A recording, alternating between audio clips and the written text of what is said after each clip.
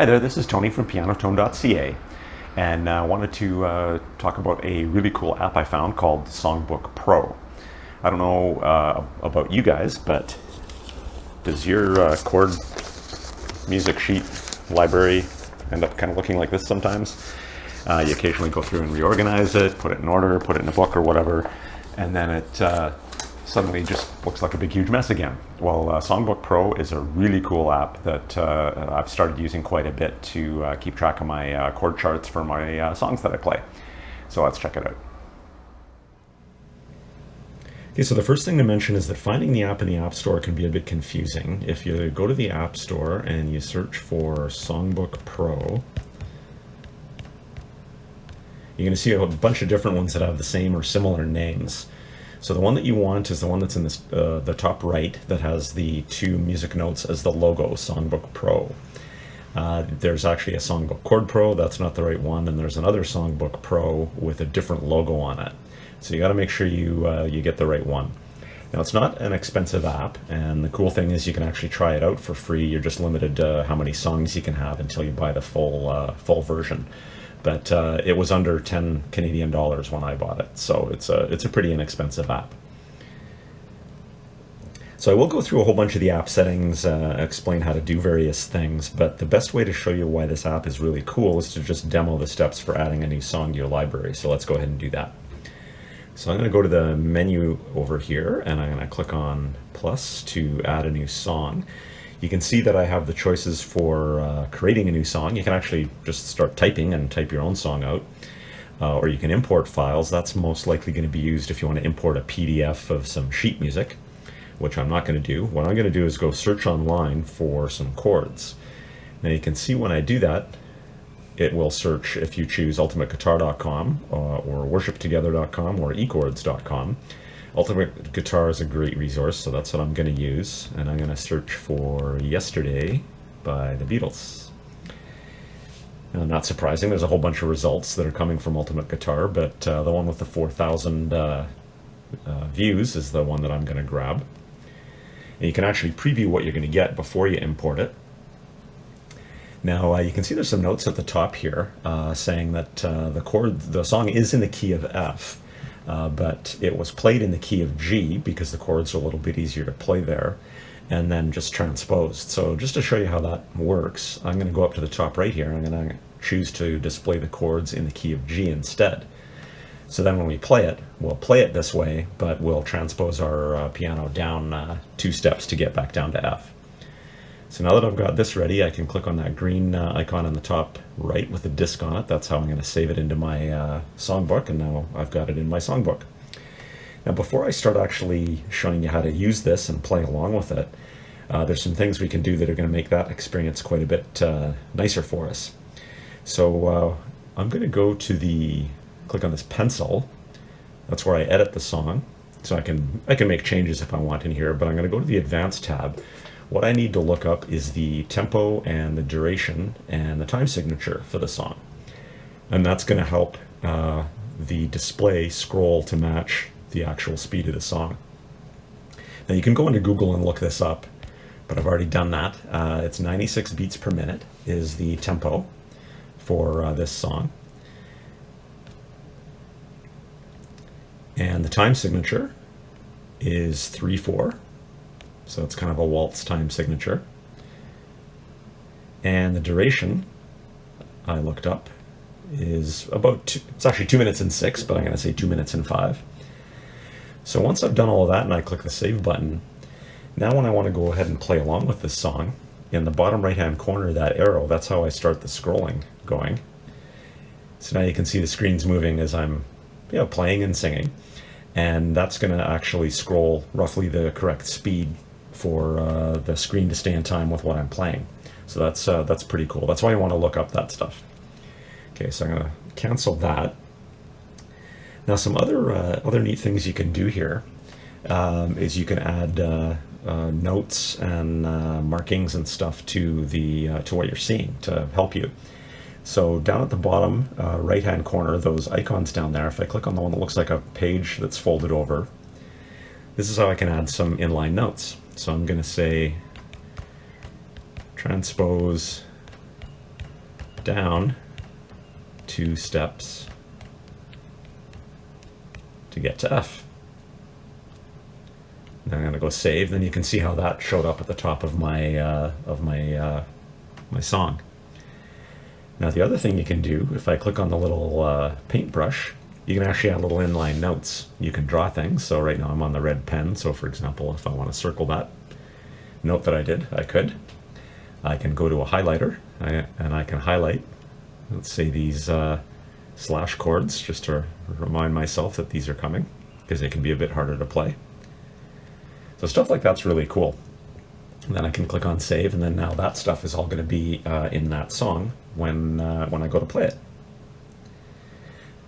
So if I go back, now there's also a metronome that I can use, and this is only going to work because I've set the beats per minute. So in the bottom right hand corner you can see the old-fashioned metronome logo. So if I hit the arrow button to start scrolling, and then I hit the metronome, it's actually going to make a sound and it's going to flash. You can edit whether you want the sound and or the flash, either or in the settings, which I'll show you in a minute. So turn that off. Now the little clock in the top right hand corner, there's some useful stuff in there as well. You can see there's a transpose. I can transpose it again. Let's say I'm playing it with a friend who's got his guitar tuned differently or something.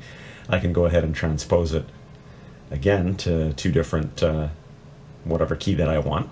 I can also edit the auto scroll speed. And I can also go to lyrics only mode, which is cool. So you can see how now the chords have disappeared. I do still have my little highlight markings on there, but you can just ignore those. Basically, once you have the song memorized, then if you just want to see the lyrics, then you can do that to make the display a little bit smaller and easier to read. That globe icon, if I click on that, it's going to go look this song up on YouTube. So if you want to try and find Yesterday by the Beatles, and you could listen to that. So it's just a quick way of finding it. So once you start to accumulate songs into your library, you can organize them into sets.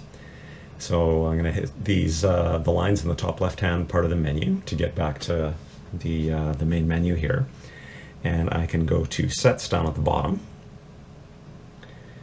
and I'm going to create a new set. So I'll call this Beatles. And then now, up in the top left-hand corner, I can choose what songs I want to have to add to this set. So I can say I'm going to put Let It Be in there, and Yesterday, and I'll throw Imagine in there as well. Now I haven't defined the lengths of all of these other songs yet, which is why on the top right hand side it says unknown for duration. But if I had defined lengths for Let It Be and Imagine, then it would tell me what the duration was for my set. So that's kind of cool, and you can use that just as a way to organize your music however you like, or you can use it if you're actually using this app to play live, so that it will go through your songs for you in order that you want in your sets that you've designed. So if I go into settings, this is where you can do some personalization in here. You can change the theme color. You can actually change the chord notation to different chord notations that I'm not familiar with. And I've got this set to piano. If I was to choose guitar instead, and then go back,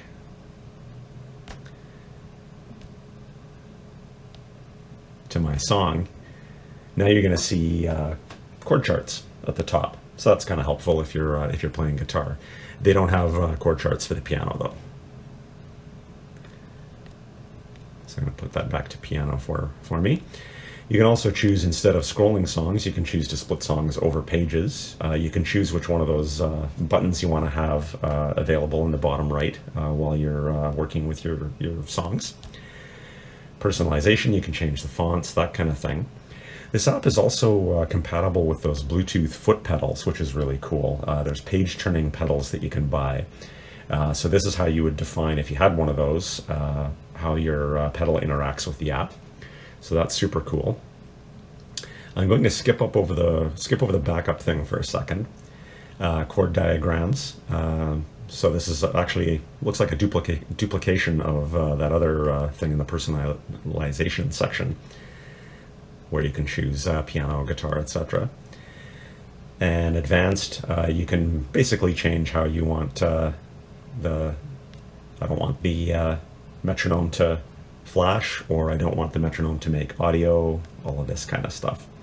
And then there's settings for the PDFs that you might import if you're using sheet music, and printing settings. When I do the search with that globe icon, do I want to use YouTube or do I want to use Spotify?